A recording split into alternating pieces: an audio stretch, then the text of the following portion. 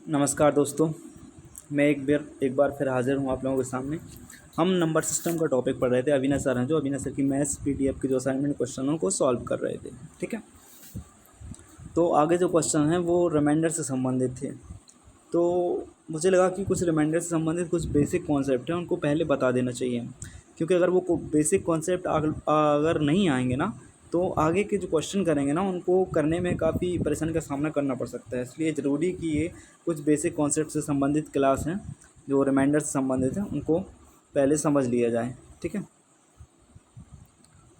तो जी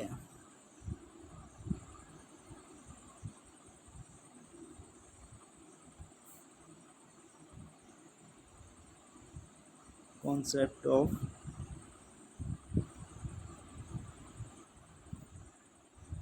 रिमाइंडर। ठीक है,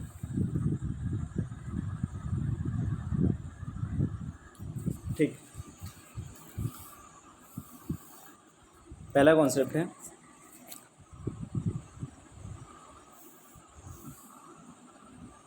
जैसे ए नंबर है, ठीक है, ए कोई नंबर है, बी कोई नंबर है, सी कोई नंबर है और डी कोई नंबर है।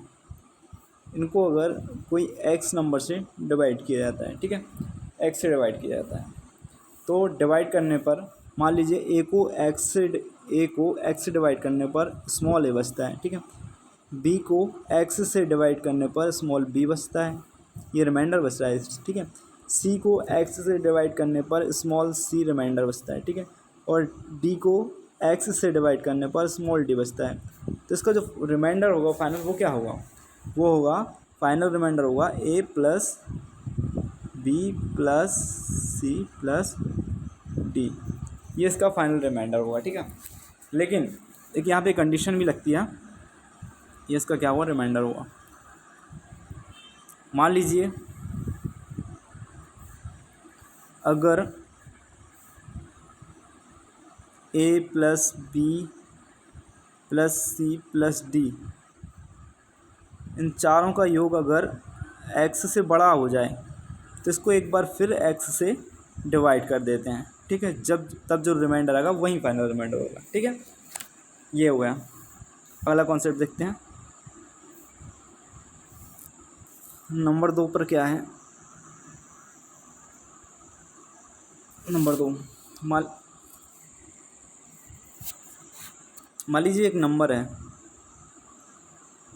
ए बी, ये सारे नंबर हैं। ठीक है, सी डी, इन सबको एक्स से डिवाइड किया जाता है।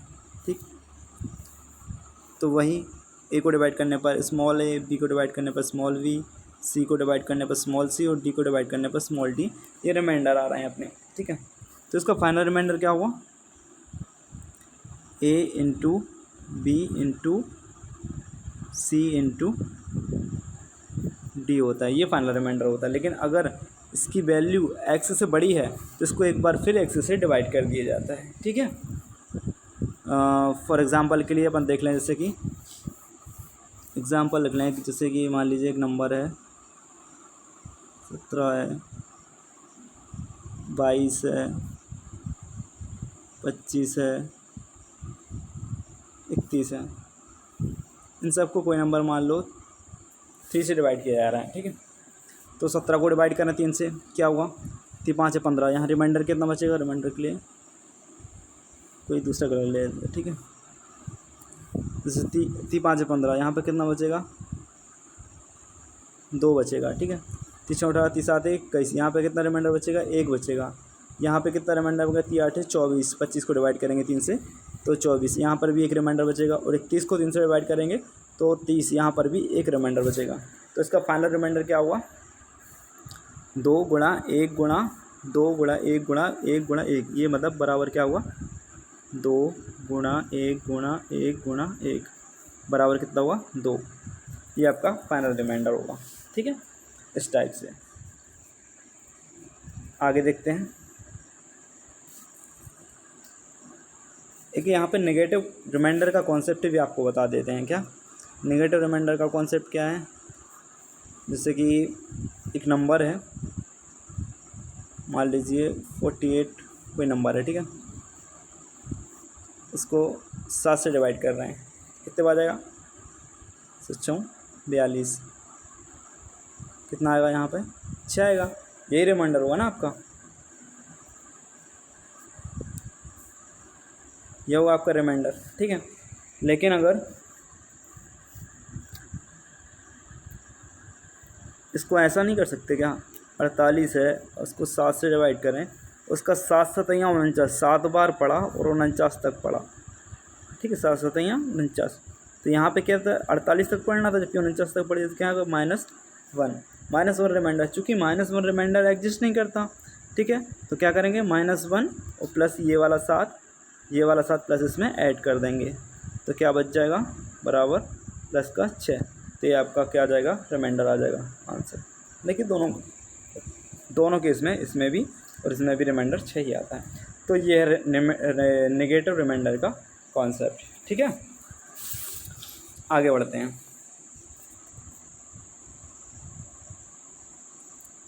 आगे क्या है, इसमें एक कॉन्सेप्ट और है, एक बेसिक सा। देखिए क्या होता है कि जैसे कि एक कोई नंबर ले लेते हैं, एग्जांपल से समझा देते हैं। ऊपर 44 है, इसको 14 से डिवाइड करना है, मतलब ठीक है, 44 को 14 से डिवाइड करना है। मान लीजिए इसको डिवाइड करने में प्रॉब्लम जा रही है, ठीक है, तो ये देख रहे हैं हम, इस नंबर को सिंपल कर लेते हैं पहले।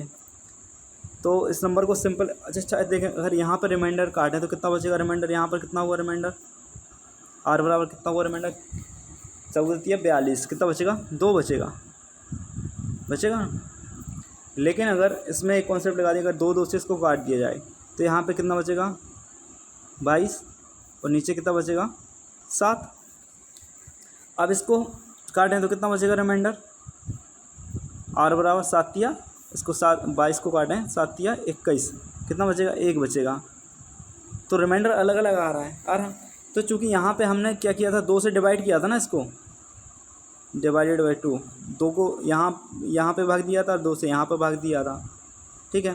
तो जो रिमाइंडर होता है, फाइनल रिमाइंडर, उसमें 2 से गुणा करना पड़ेगा, जितने का हम भाग देते हैं, जितने संख्या से काट देते हैं, फाइनल रिमाइंडर में उतने का गुणा कर देते हैं, तो हमें फाइनल रिमाइंडर प्राप्त होता है। अब एक में 2 का गुणा करेंगे तो क्या होगा, हमें 2 प्राप्त हो जाएगा, ठीक है। मतलब जितनी संख्या से हमने काटा है, उसी संख्या से फाइनल रिमाइंडर प्राप्त करने के लिए गुणा किया जाता है,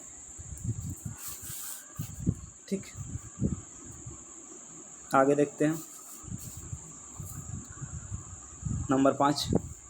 जैसे कि मान लीजिए एक कोई नंबर x है आपके पास, उसको d से डिवाइड करना है, ठीक है, d से डिवाइड कर रहे हैं, तो रिमाइंडर क्या आ रहा है आपका,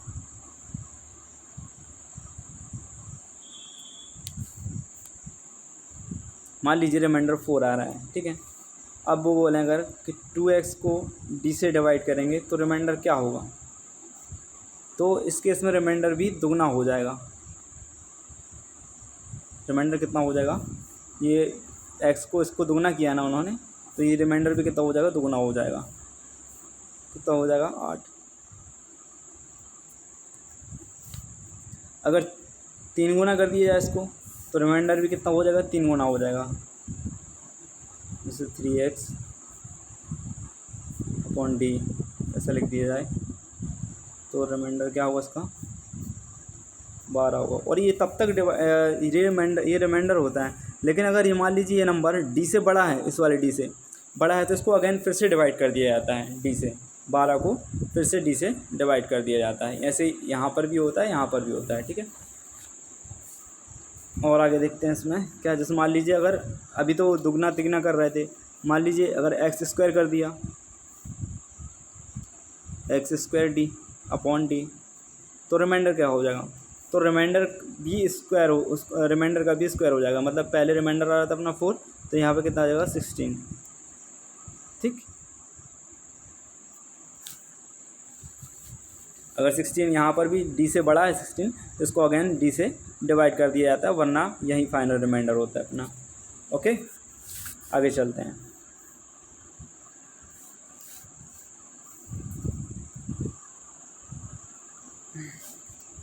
देखिए मान लीजिए एक नंबर है x, ठीक है, प्लस a, इस फॉर्म में लिखा है, ठीक है। इसको x से डिवाइड करना है, तो इस केस में रिमाइंडर पता क्या होगा, रिमाइंडर क्या हुआ, ये एक्स वाली टर्म तो एक्स से कैंसिल आउट हो जाएगी, ये वाली टर्म इस वाले से कैंसिल आउट हो जाएगी, ठीक है। तो कितना बचेगा, ए के लिए बचेगा, तो रिमाइंडर क्या हुआ यहाँ पर, ए होगा, ठीक है। अगर इसमें ऐसे ही बढ़ा दिया जाए,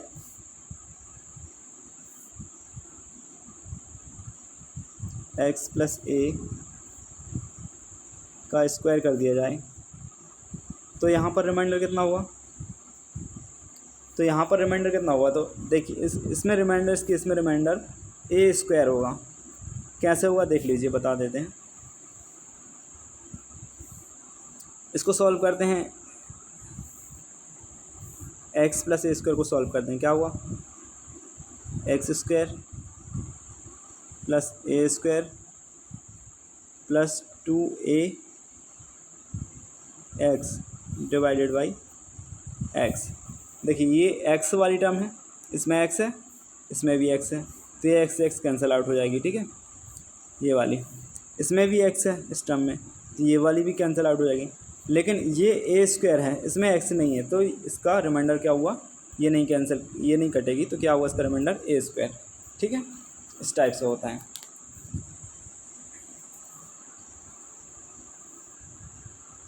और देख लेते आगे, जैसे मान लीजिए अभी तो एक्स प्लस ए का स्क्वायर था, अब मान लीजिए एक्स प्लस ए का क्यू हो जाए, एक्स प्लस ए का होल क्यू,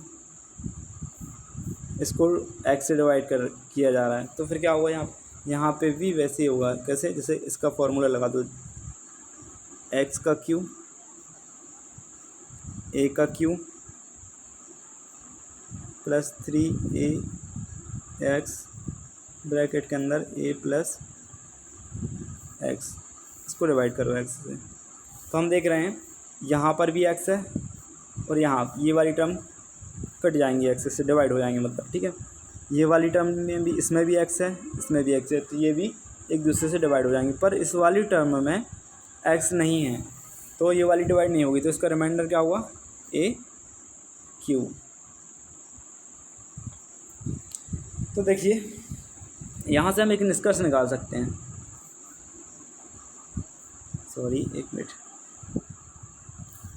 एक्स प्लस ए स्क्वायर वाले में से ए स्क्वायर आपका ऑप्शन, ये रिमाइंडर आ रहा है, ठीक है। और एक्स प्लस ए का होल क्यू में इसमें क्या आ रहा है, ए क्यू आ रहा है रिमाइंडर आपका, ये वाला, ठीक है। तो यहाँ से हम एक निष्कर्ष निकाल सकते हैं ना, ये कि एक्स प्लस ए अगर कोई नंबर है, उसके ऊपर n की पावर है और उसको x से डिवाइड किया जा रहा है, तो इसका रिमाइंडर क्या होगा, इसका रिमाइंडर a के ऊपर n की पावर होगी, ये उसका रिमाइंडर होगा, ठीक है। अच्छा, यहाँ पर ये x है, x की आप इसका x का मल्टीपल भी हो सकता है। मान लीजिए यहाँ पर mx या कुछ भी x का मल्टीपल होना चाहिए, मतलब कि mx रख दिया,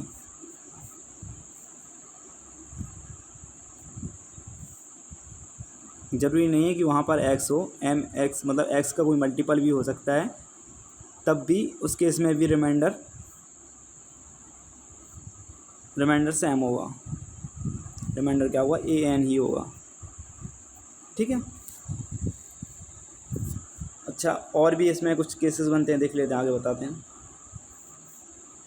इसको अलग पेन से कर लेते हैं। मान लीजिए ये तो प्लस वाला, अब x प्लस 1 के ऊपर n की पावर है, इसको सॉल्व करेंगे तो इसका रिमाइंडर तो 1 के ऊपर, इसका रिमाइंडर क्या है, 1 के ऊपर n की पावर, यही होगा ना, ठीक है। लेकिन अगर यहाँ बीच में माइनस है, तब क्या करेंगे, x माइनस 1, इसके ऊपर n की पावर है, x से डिवाइड कर रहे हैं, तो यहाँ रिमाइंडर क्या होगा, रिमाइंडर होगा -1 के ऊपर n की पावर, ठीक है। अब यहाँ पर दो केस बनेंगे, क्या, अगर n इवन है कि ऑड है, ठीक है। अगर इवन है, इवन अगर मतलब 2, 4, 6, 8 ऐसे है पावर, तो इसका रिमाइंडर क्या हुआ, 1 होगा, इसका रिमाइंडर क्या हुआ, 1। लेकिन अगर इसकी पावर क्या है, ऑड है, 1, 2, 1, 3, 5, 7 इस टाइप से, तो इसका रिमाइंडर क्या होना चाहिए, -1। चूँकि -1 रिमाइंडर एग्जिस्ट नहीं करता है, तो क्या होगा, -1 प्लस x, यह इसका रिमाइंडर हुआ, -1 प्लस एक्स जो होगा यही इसका फाइनल रिमाइंडर होगा। ओके, ठीक है, आगे चलते हैं। अच्छा, इस केस में कुछ रिमाइंडर वाले केस में कुछ इस टाइप में भी देखने को मिलता है। जैसे कि मान लो एक क्वेश्चन आता है कि 4 के ऊपर n की पावर है, ठीक है, कोई नंबर है, सॉरी यार, ठीक है, आगे चलते हैं। इसको 4n, इसको अगर 6 से डिवाइड किया जा रहा है हमेशा, n मतलब कोई भी पावर हो सकती है, कितनी भी बड़ी नंबर की पावर हो सकती है, 1 से लेके इन्फिनिटी कोई भी नंबर हो, कितनी भी बड़ी संख्या की पावर लगा दो, इसका रिमाइंडर हमेशा हमेशा 4 ही होगा, ठीक है। अब चेक भी कर सकते हैं, जैसे कि मान लीजिए 4 के ऊपर 2 की पावर लगी है, ठीक है, 6, इसको सॉल्व करेंगे तो 4 के ऊपर 2 की पावर मतलब 16, 16 को 6 से डिवाइड करेंगे तो क्या आएगा, 6 दूनी 12, रिमाइंडर क्या आएगा 4। और देख लो आगे, जैसे 4 के ऊपर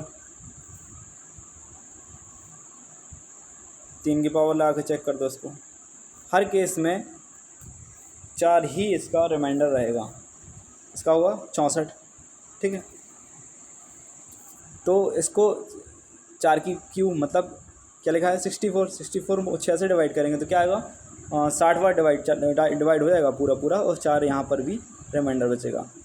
मतलब कि कहने का यही है कि कितनी भी नंबर की पावर लगा लो, कितना भी बड़ा नंबर रख लो, कितना छोटा कुछ भी रख लो, उसके ऊपर अगर 4 के ऊपर n की पावर है और नीचे 6 से डिवाइड किया गया है तो रिमाइंडर हमेशा 4 ही होगा उसका, ठीक है। आगे चलते हैं। अब यहाँ एक कॉन्सेप्ट बताना है जो बहुत ही इम्पोर्टेंट है, बहुत ज़रूरी है। जब लेंथी क्वेश्चन हो जाते हैं जो सॉल्व नहीं होने लगते हैं, जो सिंपल क्वेश्चन होते हैं उनको तो x प्लस a के ऊपर n की पावर डिवाइडेड बाई कोई नंबर है तो इस कॉन्सेप्ट से सॉल्व हो जाता है। लेकिन कुछ लेंथी क्वेश्चन आ जाते हैं तो उनको सॉल्व करने के लिए क्या होती है, एक तोसेंट मेथड होती है। तोसेंट मेथड या उसी को यूलर थ्योरम भी बोला जाता है, यूलर थ्योरम भी बोलते हैं, तोसेंट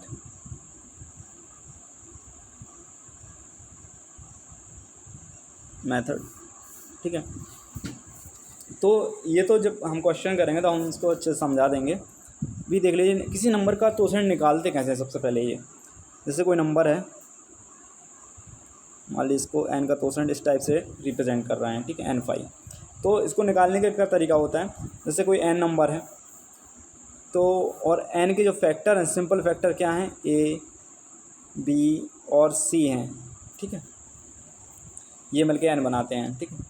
तो इसका तोसेंट क्या हुआ, n into 1 minus 1 by a, 1 minus 1 by b, 1 minus 1 by c, इसी टाइप से आगे बढ़ते हुए होता है, ठीक है। यहाँ पर 3 थे तो यहाँ तक c तक हो गया, ठीक। अब एग्जांपल के जरिए बता देते कैसे, ठीक।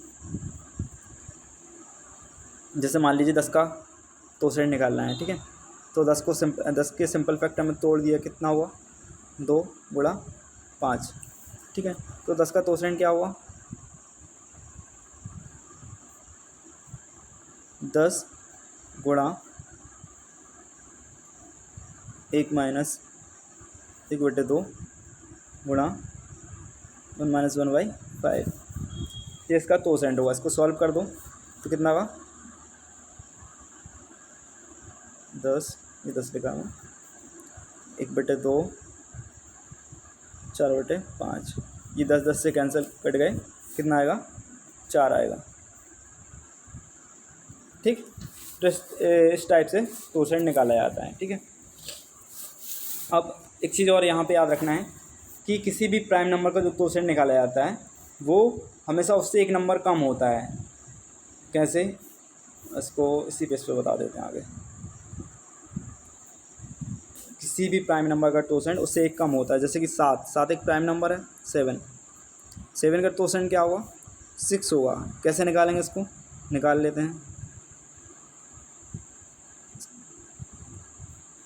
7 इंटू 7, चूँकि ये प्राइम नंबर, इसके कोई सिंपल फैक्टर तो होंगे नहीं, तो इसका 7 खुद फैक्टर है, तो क्या है 1 माइनस 1/7 इस टाइप से। तो इसको सॉल्व कर दो, कितना हुआ 7 इंटू 6/7 क्या हुआ है ये 7 से 7 कैंसिल, कितना बचेगा 6।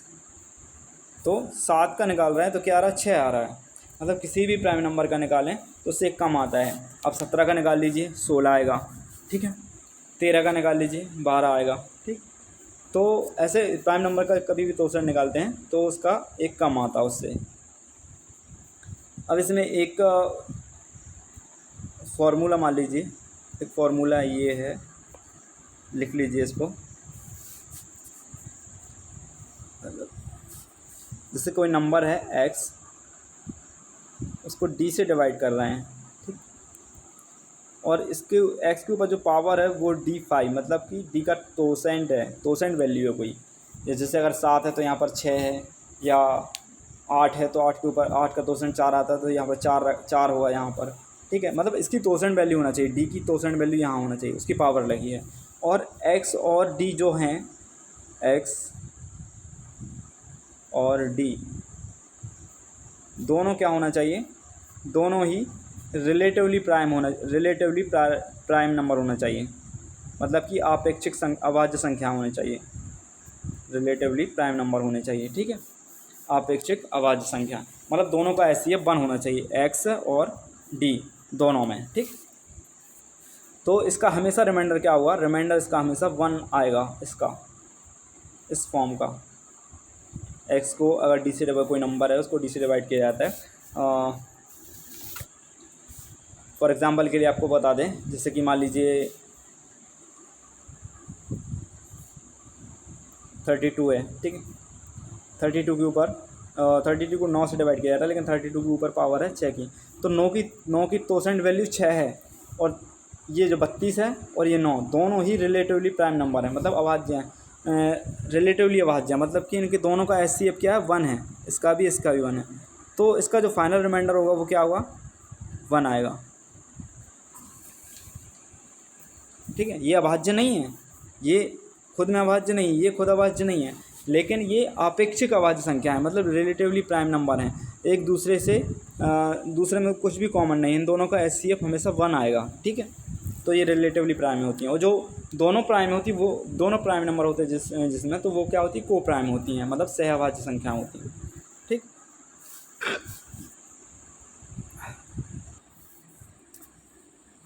कुछ तोसेंट वैल्यू आपको हमेशा के लिए याद रख लेना चाहिए, क्योंकि एग्ज़ाम टाइम में आप जब करेंगे तो आप उसको जल्दी सॉल्व कर पाएंगे, क्योंकि फिर किसी नंबर का आप तोसेंट निकालने बैठेंगे फिर उसको सॉल्व करेंगे, ठीक है।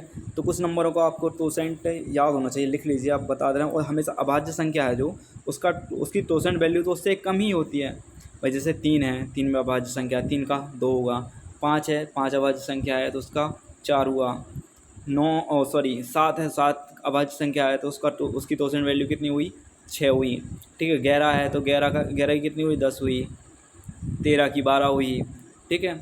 ऐसे 17 की 16 हुई, इस टाइप से उससे कम होती है। तो अभाज्य संख्याओं की तो याद करने ज़रूरी है नहीं, ठीक है। दूसरे नंबरों की कुछ देख लेते हैं, हम आपको यहाँ पे लिख दे रहे हैं, और निकालना आप सीख ही गए हैं कैसे निकालते हैं तोसेंट वैल्यू, ठीक है।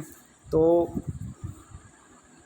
आपको याद करने के लिए इस टाइप से लिख देते हैं 8, 10 और 12, इन सभी की तोसेंट वैल्यू कितनी होती है 4 होती है। इसको आप निकाल के देख लीजिए, चेक कर लीजिए, ठीक है। निकालना कैसे है ये हम बता चुके हैं, ठीक। 9, 14, 18, इनकी तोसेंट वैल्यू कितनी होती है 6 होती है, ठीक। 15, 16, 20, इनकी तोसेंट वैल्यू कितनी होती है 8 होती है। इस टाइप से आप याद कर सकते हैं, ठीक है। सॉरी 4 और 6 की रह गई ऊपर, यहाँ नीचे ही लिख देते हैं।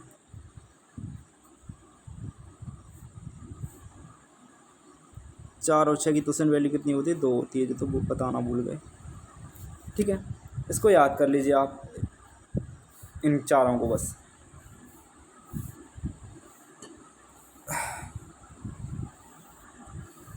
ये तोसेंट वैल्यू हैं। मतलब याद करने लगा ऐसा कुछ है नहीं है, आप याद करेंगे तो आपको एग्ज़ाम टाइम में ज़्यादा अच्छे से आप क्वेश्चन जल्दी कर पाएंगे। वैसे भी आप जानते हैं कि टाइम मैनेजमेंट कितना ज़रूरी है एग्ज़ाम टाइम में। ठीक है, तो यहीं पे हम आपका आज का टॉपिक समाप्त करते हैं। ठीक है, जय हिंद, जय भारत।